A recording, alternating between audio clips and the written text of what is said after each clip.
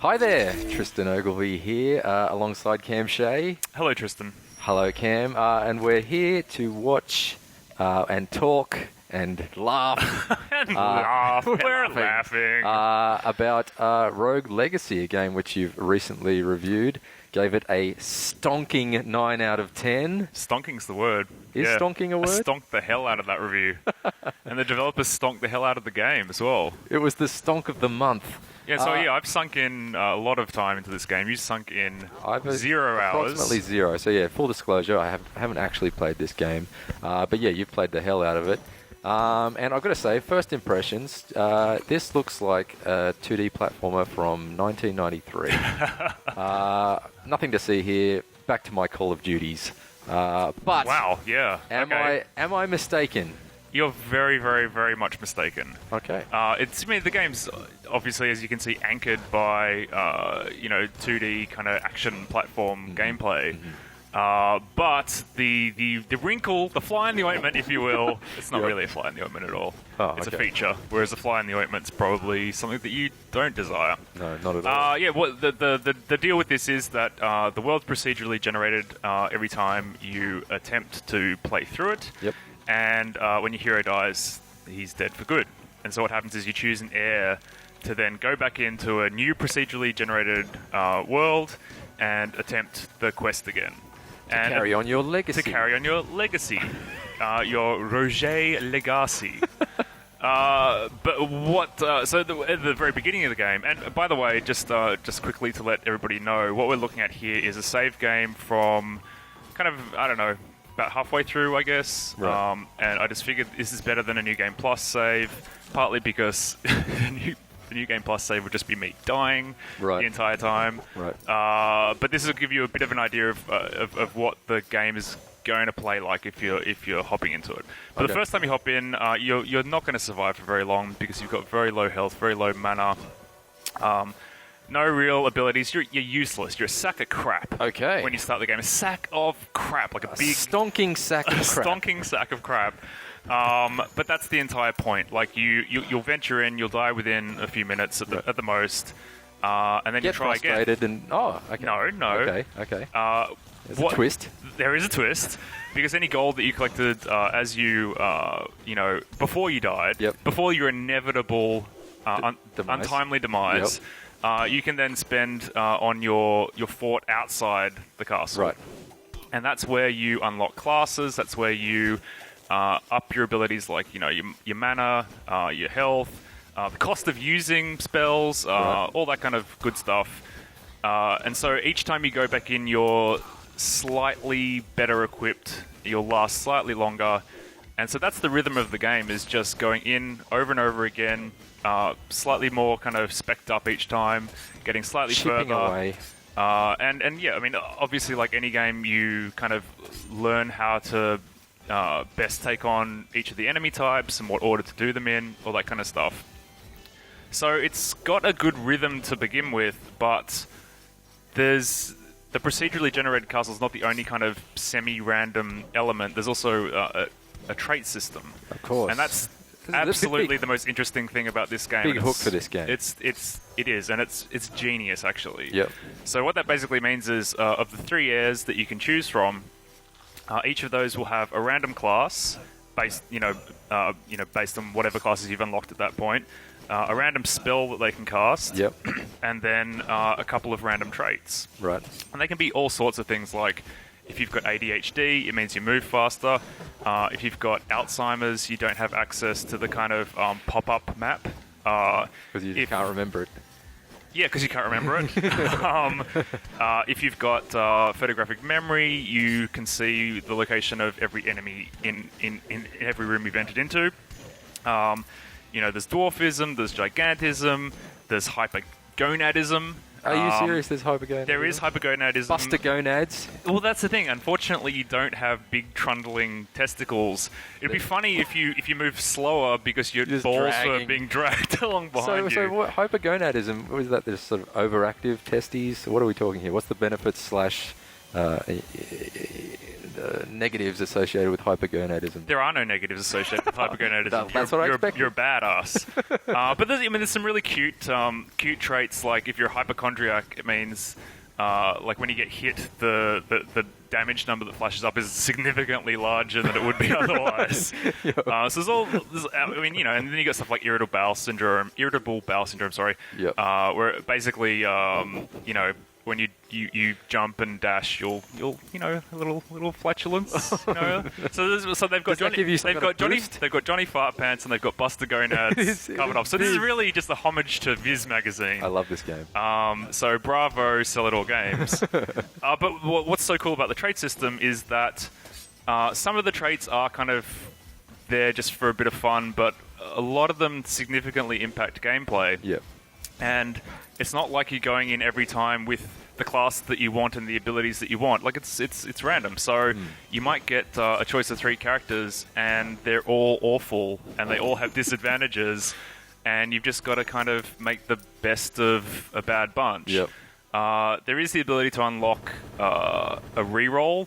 So if you spend like 5,000 gold or whatever, once your fort's a little bit more built up, you can kind of re-roll and get 3 more random characters. But if all 3 of those are bad, then bad luck, you've got to choose one of them and go in. So it's a really neat hook, and it means that every single time you venture in, even though you might have the kind of basic mechanics down, it's going to change a lot.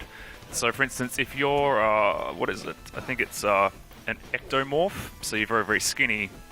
And I think there might be some footage of that in here at some point. Basically, you're skinny until you're light, and when enemies hit you, you get sent flying. Yep. And that really impacts your ability to play the game. Whereas if you're heavy and you don't get knocked back, then you're kind of a bit more sturdy. And the same applies to doing damage to enemies. You can knock them further, or they don't get knocked back. And all of these little things have advantages and disadvantages to them. So it's a fascinating game. Like you can play. I don't know. I mean, one of my friends finished it in 16 hours. Mm-hmm. I played for a lot longer than that, but I'm, not necessarily that great at this, I guess. But it's kind of testament to how good the game is. That it didn't really bother me. You go through periods where you're getting kind of bad characters, and you're not finding enough gold to actually kind of up your stats in the fort, which we were just looking at just then. But then you'll go through a period where you have some great runs and you're just kicking ass and you really feel like you're making progress. And so it's that kind of like carrot and stick kind of thing where you're just hoping for that run. It's like, being in a casino or something and rolling the dice and hoping you're going to get, like a heaven-sent character that you're going to be able to get to a boss, with enough health and mana to take that boss on. And I guess I should mention that there's 5 bosses to beat to finish the game and unlock New Game Plus, and one of those, when you kill a boss, it stays dead. Right. So even though you're going back into a new kind of version of the castle, that boss, so you don't have to go through and kill all 5 bosses in the one run, which is good. And the developers have made a few kind of nods to kind of playability and like keeping the challenge in check while still having a lot of random stuff going on. So in addition to the trait system, you would have seen when I restarted just before that you've also got a smithy and an enchantress and an architect on the outside of your fort.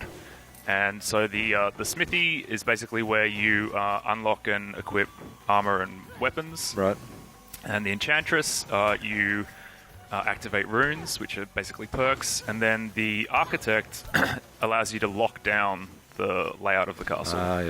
And that's really, really handy because, again, in a nod to kind of keeping the challenge fair, you'll be on a run-through and you'll see, for instance, just there was like a little dark section just in that wall. Yep. And basically, if you're a dwarf, you're small enough to kind of walk through and get to that chest.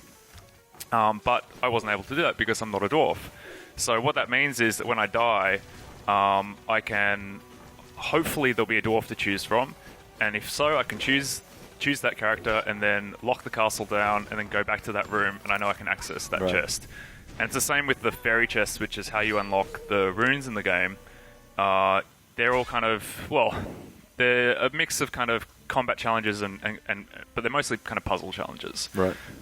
So there'll be kind of interesting things like, get to the chest without looking at it, which means you need to kind of be facing away from it and use the dash ability.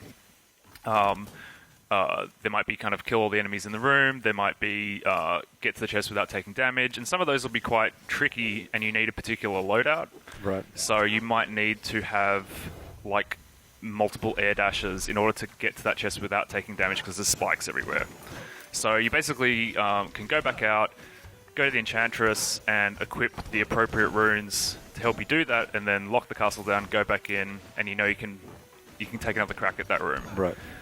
So the rune system's really cool actually because multiple runes stack, so you don't have to kind of choose say like 5 perks. You can have like several of the same perk. Yep. So you can have like really boosted gold find.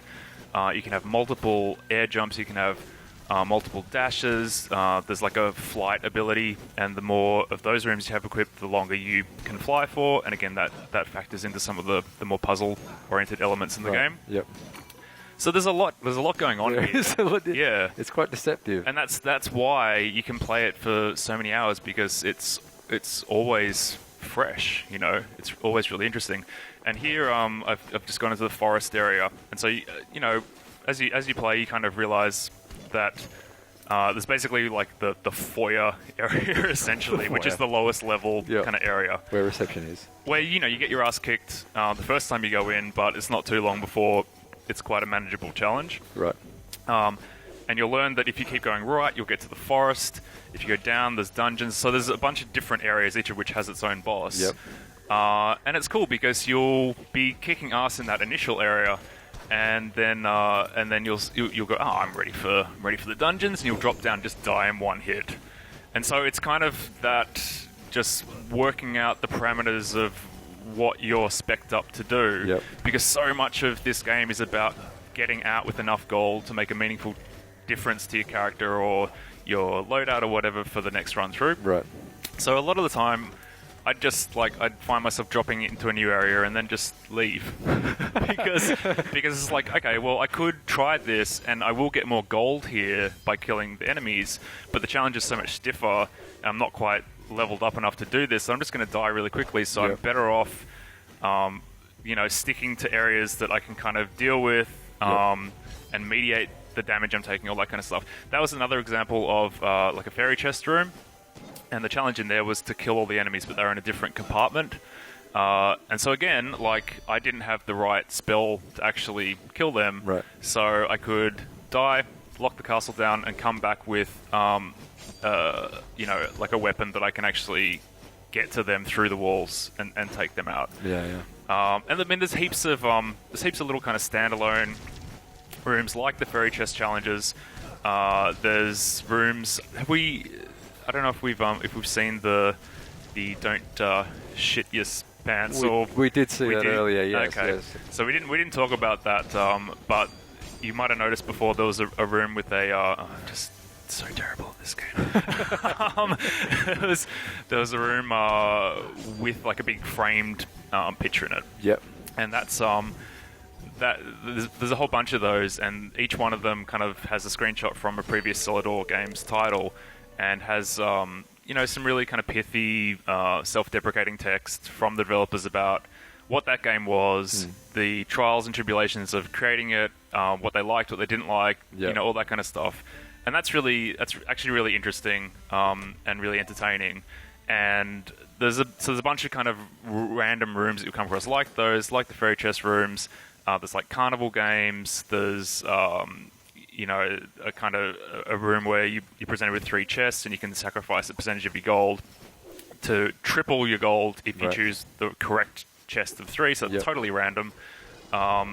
So you kind of never really know what to expect in this game. It's heaps of fun.